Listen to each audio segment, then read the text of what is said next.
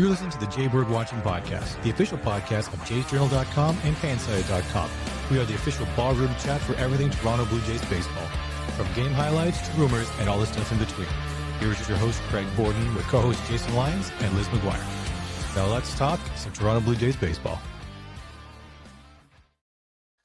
Hello and good evening, all you wonderful Toronto Blue Jays fans. Craig Borden and Jason Lyons here on your pre-Thanksgiving Game 1 fun here to talk all things Toronto Blue Jays. So, Jason, first things, how the heck are you, buddy? You know what, man? Love a good game day. Love that we're in the divisional series here now. I think one of the best things about this whole thing that I've seen is, everything after the Yankees eliminated the Red Sox. Like just watching the repellent fans of the Yankees screaming obscenities, and I mean it's insane to me to think the difference between watching Mariners fans cry and Yankees fans basically say F every single thing. It shows such a different, and I don't know if you've seen any of the sort of shenanigans from Seattle and from here today and other. It's mostly positive. Like, I mean, I'd say it's cheeky shenanigans. Yeah, unlike what Trey Savage was talking about during his press conference today. I don't know if you saw that. Well, I mean, it's the whole thing is crazy. Like Vladdy's mom or wife or whoever that was getting a beer thrown at her. And you know what? For the guy who threw that beer, I would count your lucky stars that they didn't let those two guys get through. Vladdy's, I think, is that his cousin and his best friend? Those are not two small fellas. And I don't think that was going to be a good time. No, I don't think you would have got a lot of support either. The fans kind of turned on you pretty quick, even though, they were New York fans.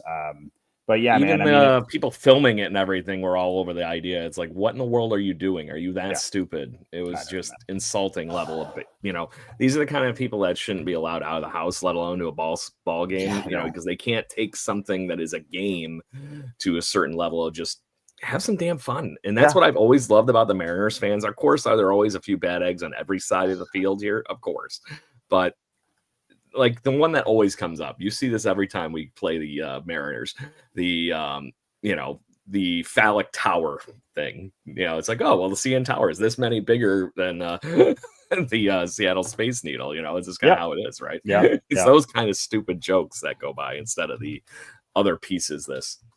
Yeah, I just it's interesting to me. Like I had we probably had 15 people over here the other night watching the Mariners game. It's just fun to be cheering for something, where we didn't really have any stake in it. Like everyone was like, who do you want to win, Detroit or the Mariners? And I was like, I don't know. Like baseball. Really? Baseball to win. I mean, the Jays match up pretty well against both teams, both teams had compelling stories. The only reason I really did not want it to end the way it did is because I really just do not want the PTSD that was the last few times we played the Mariners in the playoffs. That was basically my one hiccup in the whole thing. I think this one's a little different. I think what we're looking at here is I think what you've got a much different Blue Jays team first and foremost. You've got a much less fragile Jays team. You've got a commander-in-chief right now that seems to be really on top of things, really, pushing the buttons at the right time. He seems to really be listening to the team as well. Like, I don't know if you've noticed, but he does a lot of talking to Springer and other guys that are in the dugout. And they seem to be making good, educated choices based on that. I think we all are confident in the fact that Schneider's been a good manager for a number of years. I feel like maybe he was feeling a little handcuffed up to maybe last year where they kind of said, okay, management is going to back right off at this point and just let you finally do your job. And if you notice, that's when Don Mattingly sort of came to life with the Jays. And I mean, I feel like we run into it out here as Canucks fans. The Aquilinis tend to run too much of the Canucks and it tends to screw things up. But, kudos to the Blue Jays management for letting him have the reins and letting him be a little more flexible. And I mean, at this point, that game couldn't have gone any better. I mean, 15 innings, starters having to get back into it. They've got to fly out to Toronto, which is not an easy flight when you lose 3 hours and all of that. And not stuff. to mention being full on delayed in the game that they were trying to get out of Seattle for was not even over with, Jason, until 1:30 a.m. here on the East Coast. So just to put that out there, bars are closing on the East Coast that time frame. Just say so. Last call, literally being Game 5 and everything like that for the Seattle Mariners. They do finally tip it over in one of the most ridiculously long, good, tense games I've watched in a really, really damn long time, because it was that punching back and forth. There were always guys on base, and they were always getting out of trouble, both sides of the ball. And so they get on the plane sometime yesterday, and then it was delayed like 3 hours too. So they did not get to the SkyDome in any level of fashion with whatever they were planning, which probably going to be a rest day regardless of anything other than showing up and going, hey, okay, anybody that wants to take back batting practice, go for it.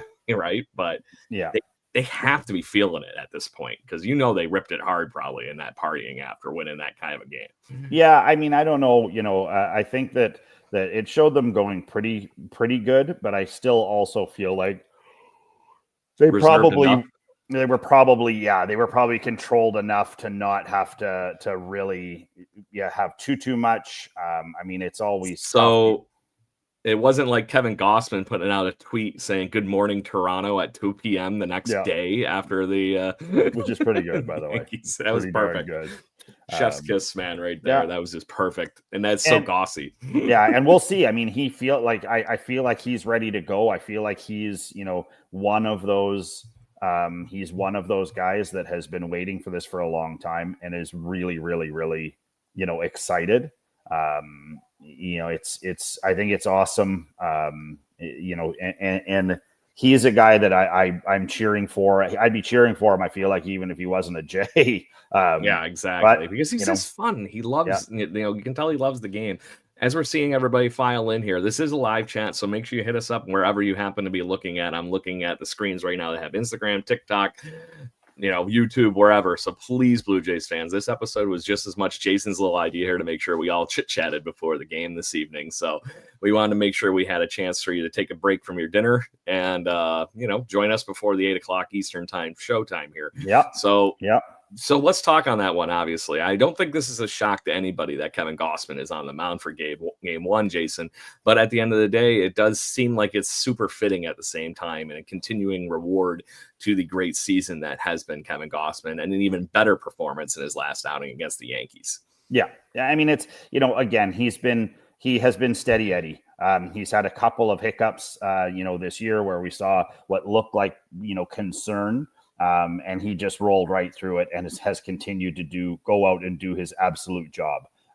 He is laser focused on winning a World Series right now. And I feel like he is part of that sort of small group that is just, they're going to drag you up the hill, whether you want to or not. And the thing that I like for me right now is that now has gone over to everybody, like Nathan Lukes, like what a series Nathan Lukes just came off. Vladdy, Ernie Clement hasn't struck out yet. Can we just for a second talk about the impossibility He's been a whole of 670. Like what? And it's the whole thing. Like Kirk hasn't hit very well, but he's caught unbelievably well. So it's those little things. Miles Straw gets in for what? 3 ABs and he's 2 for 3. Like, come on, man. Like when it's rolling and clicking like this, you've got to make sure that the pedal stays down. And I mean, exactly. I'm hoping, the Mariners are an interesting team. I didn't watch them much this year. I watched obviously their last 2 games.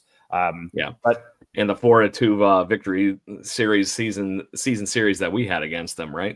Yeah, we outscored them by a bunch too. So I mean, that's always and the Jays seem to hit really well against anyone that the Mariners threw out onto the mound. Which again bodes well for things. I feel like this is going to be similar to a lot of the Yankees games. I think it's probably going to be a bit of a tenuous start. The Jays have been able to pot 1 or 2 in the first couple innings, and then it's try and hit cruise control for 2 or 3 more, and then when the 5th and 6th roll around, that's when you just you start to chop away and chop away and chop away. And the Mariners are going. Let's be clear. The Mariners are going to be tired.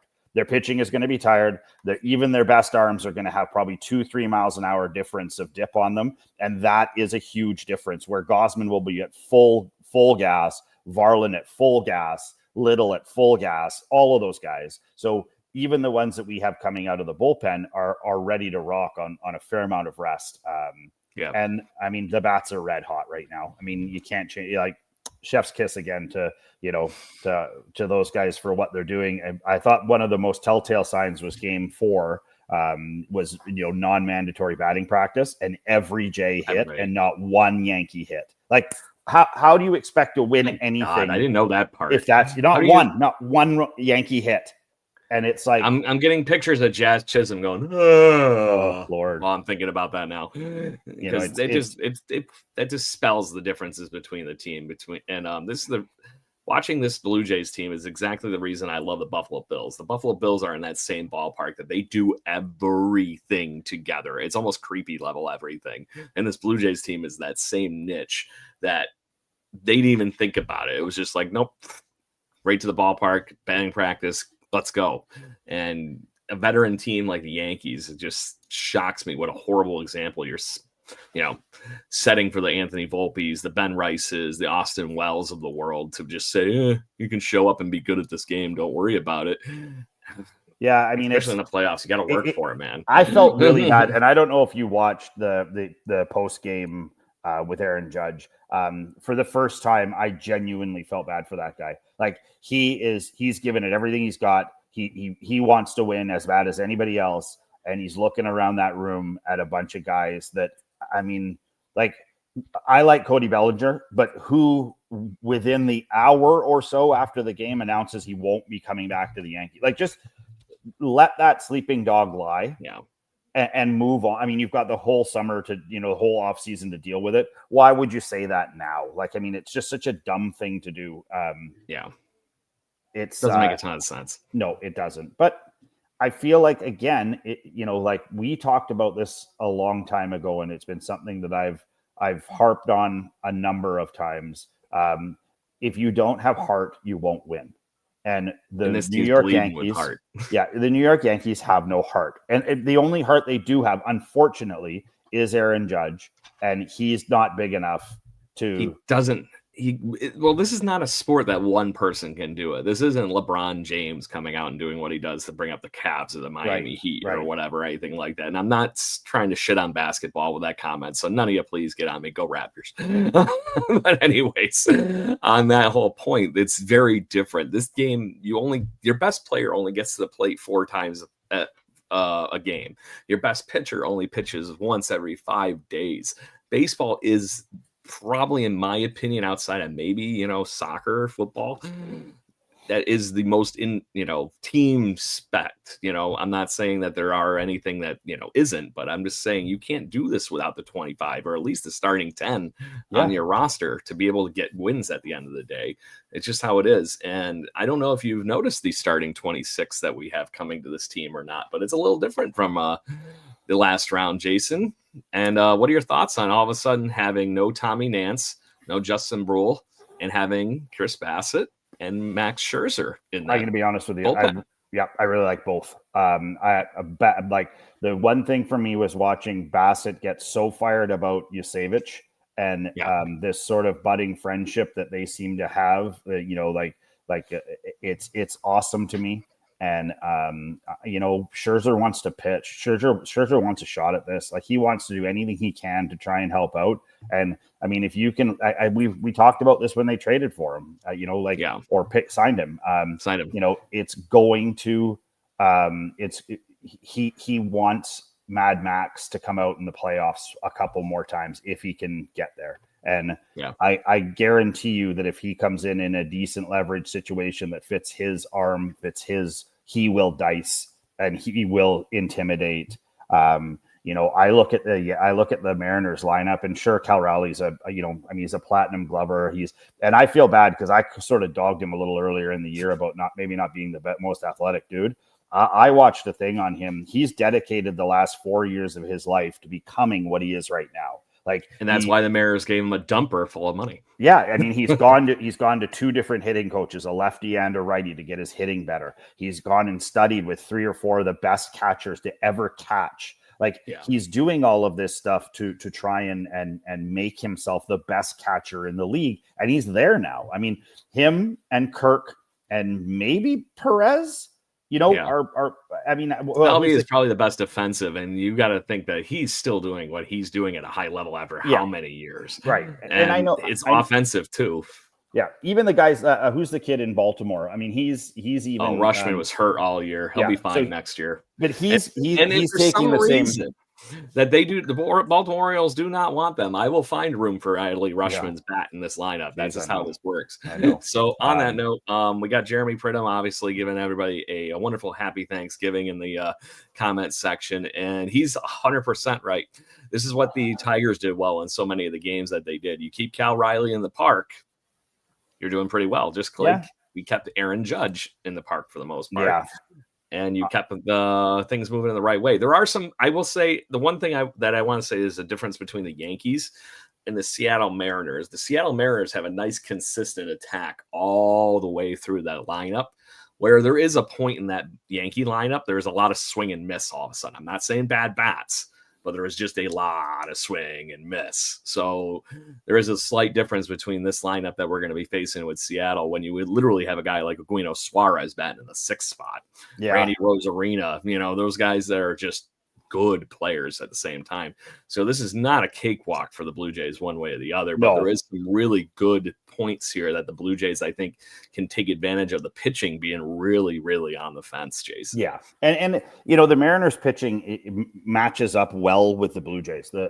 Their miss spots, their their spin rates, their velocities and things like that match up real well to the bats of the Blue Jays. And I mean, if they can continue this sort of death by 1,000 cuts, like everybody gets on, everybody's a threat, doesn't matter who you are, you're just going out there to get on base and get around the horn. And if, I feel like I may be a little bit of Nostradamus right now. And I mean, that playoff Vladdy pick I made a week ago is now starting to really formulate. And I mean, it was interesting to me, especially to start to see some of the guys from the US media finally willing to acknowledge the fact that, Vladimir Guerrero Jr.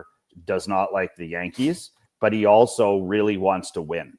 At this point, he really wants to win a World Series. He's in it to win it.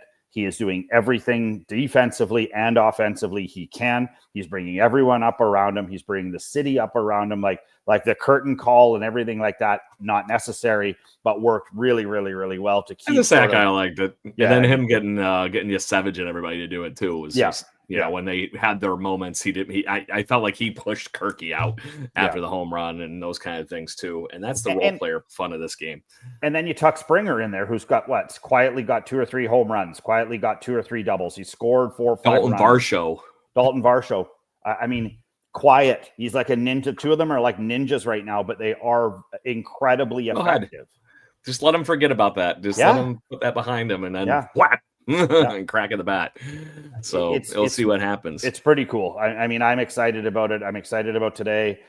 As people in Canada know, today is this is Thanksgiving weekend for us in Canada. In the US, it is Sunday.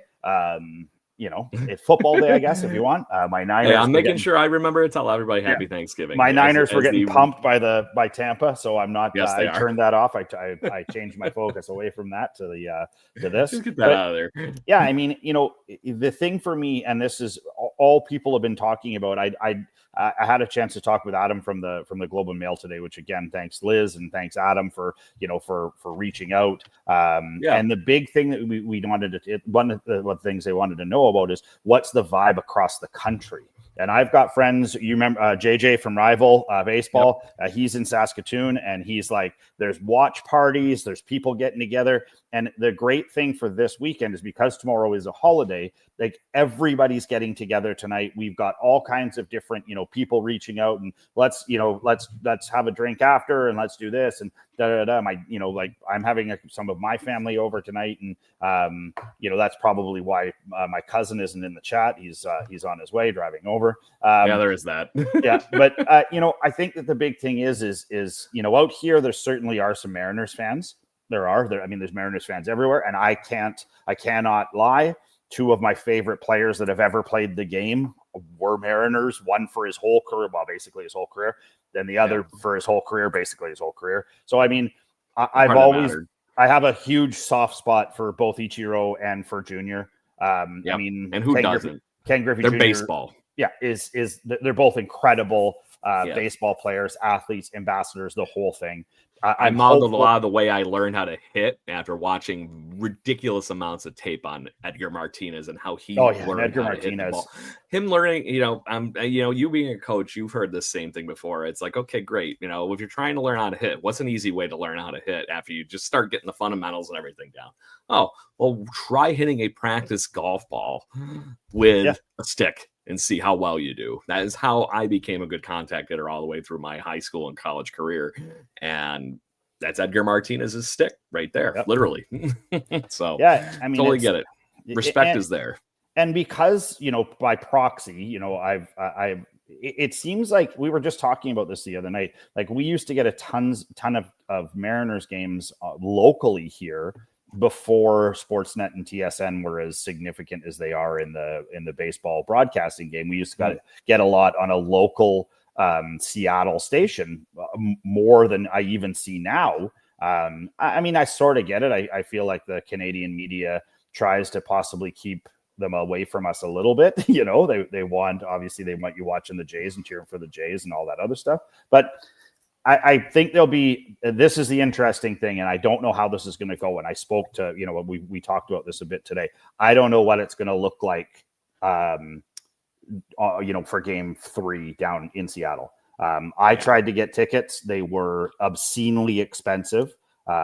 Just from Ticketmaster. It does not shock me. Regular the resales even look like right now for the Blue Jays game tonight in they're insane. Like 45 minutes. Yeah, I don't know how someone and what amazes me is I'm watching the game. I'm like watching the Yankees game, and there's a dad, mom, and 3 kids at the game, and I'm like, did you guys mortgage your house to go to like this is probably a $3,000 night or a $4,000 night. And I mean, for some people that, you spend what you want on the things that do that for you. But yeah, I mean, Eric, anybody that's involved with Fansided or any of that, if I would be a great on the scene reporter down in Seattle, just saying, I've done it before for the Fort McMurray Oil Barons, in a lot of, in between period and stuff. So it's exactly the same, I would think. But yeah, if anybody can get me in there for free, I'll take it. It's just a press pass and a 2-hour drive away. Exactly. So what now, you said you were on the Globe and Mail, obviously, this morning or this afternoon. What were the main topics outside of them just trying to get you to talk on, the fandom and how the vibe is on literally the other side of the country? Yeah. I mean, I think that's the whole thing is the people of Toronto, the media in Toronto are interested to find out what's happening out here. Are people into it? What are people doing to celebrate it? And I will say this, yesterday we had to go to Maple Ridge for one of Jets hockey games. It's about an hour and change drive from North Van to Maple Ridge. And I'm not joking you. I drove by 3 cars that had Blue Jays car flags. I've never ever seen a Blue Jays car flag ever. And I mean, it's now, I feel like we're at a point where, I've had tons of people reach out on my phone this morning and over the last couple of days, lots of great questions, online people reaching out to me and a lot of good questions. I mean, I think the vibe is what it is right now. I mean, the country's excited. I think where the Jays and Yankees series was a little bit USA versus Canada, I feel like this is less. I feel like, I feel like this is more baseball. This is more, regional baseball versus regional baseball, not certainly the war of nations that the U.S. media seems to be putting. They keep putting the question in front of Mr. Trump, and they keep putting the question in front of other people, and they're taking the bait. Obviously, it's super easy bait to take. But That being said, I mean, they hate Seattle. So, I mean, I just might as well be a part of it. As the American clearly in the room, I can't wait to piss off the Orange Tangerine Man with a Canadian Blue Jays World Series win. So just saying. I wonder if do you think they'd get invited to the White House? I'm sure he's an idiot and he would do something stupid that would I don't know. Prevent that from happening, which hilariously is just ridiculous because how many of the team members are actually Americans? How many are from pick a random other country? The bad bunny Canadians. Can we quickly baseball talk about is just such a worldly sport. It's not even about that. Even if he invites a random team that's just a US team out of the 30 team, 29 teams, it's still mostly diverse period. It's not even like one nation or the other anymore. It's even if you invite the U.S. Olympic team, if you invite the U.S. Olympic teams, they're probably still have members that were born other places. I mean, it's not, nationality is a weird thing, but that's use Freddie Freeman as the example here. Right. He was born here in the U.S., but he's Canadian by descent and everything, and that's why he plays from Team Canada. Yeah, his mom was Canadian, so he was afforded, and a lot of his lineage period, right? Yeah. So he wanted to be a Canadian citizen, so he's been a dual the whole time. Which is awesome. I mean, Vladdy's Canadian. I think the funny thing was, though, and somebody brought this up, the Bad Bunny thing and the hilariousness that no one knows that Puerto Rico is part of the U.S. Like that to me is super funny. But the really funny part about it is they showed the last 10 Super Bowl acts, and not one of them is American. Not even close. Like not even close. 3 Canadians. The rest were pretty much all Britain. And it's like you got to go back to like Aerosmith being with like freaking Britney Spears back in like what? It's crazy. Maybe Kendrick Lamar. Kendrick Lamar's got to be. Kendrick Lamar was one of the ones. Yes. Yeah. So I mean, it's just like the thing for me is I've already seen a lot of it. Seattle, the city is saying, "Come, Blue Jays fans, come." They didn't block anybody from getting Ticketmaster tickets. There's no blocks. There's no. You just buy tickets if you want them. I've talked happy to sell them tickets. Money is green, regardless of where it comes from, man. That are just going to go down there too. Like just go down and see the vibe. Yeah, I mean, I'm not a big fan. I haven't been to the U.S. Since Mr. Trump took over.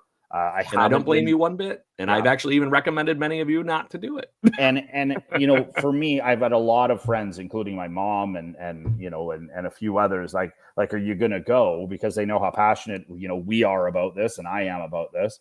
And I was like, I don't know, to be honest with you, I really don't. I'm sure that if Fansided or if any other company wants to send me down there and have me report, I would be happy to do it. Yeah. Or if they even somehow got you to come join me and Liz at the SkyDome, I would do that as well. I would be very open to that as well. Get me in the building. Open a window. It's getting hot. There you go. It's almost time for a beer, actually. Exactly. I feel like I forgot something before we had our little impromptu game here with. We should almost get one. I got 70 of you in the chat. Love hearing from you. And Jason, we do have a fun one in the comments here that maybe this is where we had to go with one of these other nights. But are we going to do play-by-play? I don't know, man. I think we could.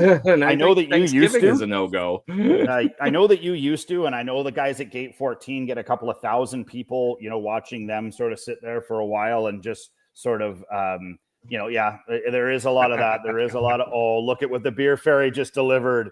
Beer Fairy. There you go. Thank you, Beer Fairy. As I say, the missus must be nice to you. Yes. Well, I've helped out the Beer Fairy quite a bit this morning with all of the fixins. So she can at least reward you with literally a Chrysler gift. It looked like there. Is that what was on? Well, this is a friend of mine's company, Parallel 49. So he's one of the 4 guys that owns it. This is a beer called East Van Lager. So this cross is in East Vancouver. It's big. It's up. Perfect. It's lit up. It's really neat. This has probably been, this turned this company around. Great beer. If you're ever up here, I think it sells Canada wide. I don't know. I'd have to ask Sleeman the next time. I will happily drink a beer, especially if the Beer Fairy brings it. I'm all for a beer that just magically materializes in my hand. That's the magic of TV, though. That's the magic of TV right there. Correct? Yeah.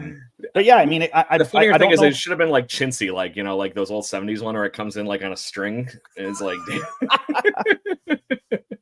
It's so mystical. Wait, hold on. I think the big thing for this, and it's just sort of the way we are right now. Like, I want to have fun in this series. The Yankees series was tense. Yes. You and I just talked about this before we were on the air. I never really felt nervous about the Jays. I felt nervous about a lot of other stuff. And now that our middle relief has sort of figured out the how to do things, and they're leaning on one another, and you can see that they're talking more in the bullpen. And how about this as an aside? Like, how scared did people look when Gosman started walking from the Dougie, and I gotta love the guy there with him. Purposely walking slowly with his glove in front of him like this, just making sure everybody has a good solid look at what could possibly be that splitty could be coming at you. But don't worry about it. Yeah, it's a lot of fun, and I'm hoping that I've got some good friends that are Mariners fans, certainly. And most of them are having a hard time dealing with this, even though they are Mariners fans. So I think this is going to be a fun series. I feel like there's going to be a lot of fireworks. I feel like both teams can really mash. Both teams are sort of playing loose with house money right now. And what that makes is a lot like Naylor stealing bases. And I mean, it's a lot of fun. Like the guy with the slowest time behind Alejandro Kirk stealing bases in the playoffs. It's just awesome. So, we just got to make sure that we do a better job of covering up our signs, because Josh Naylor clearly was stealing signs, just like Aaron Judge was the other night too. It's like he wasn't quite doing the full swim move, but it was definitely noticeable. Somebody casually watching a baseball game at home, meaning me. So, but on that fact, Jason, we said we were going to keep it to a half hour. We got about 75 so people in the chats. Hit up everything really quick with last minute questions, everybody. Jason, we got Trey Savage in game 2, just in case we don't have a chance to talk before tomorrow. I haven't seen who's going to be pitching yet for the Mariners, but my guess is it's actually going to be Brian Wu returning from the injured list. Yeah, that's the one that's going to be different. Yeah. Because he hasn't pitched. On that. He hasn't. Brian. He has not pitched. They've been talking a lot about this on radio out here, and he hasn't even really thrown any mock games. He's thrown a handful of innings, and so what you're looking at is if he comes out and he's at all favoring his injury, he will be extremely hittable, and they're going to have him on the shortest leash possible. I think that the leash for Trey Savage, the Macho Man, I think that his leash gets much longer. I think that if we rewind to that game where he's no hitting after 5, they're letting him roll. They know he can do it now. They know that if he does, he's got enough time to get to the next start comfortably. And people are scared of him. He's Ricky Vaughn coming out. No one knows what's coming out of his hand. And that splitter seems to be untouchable.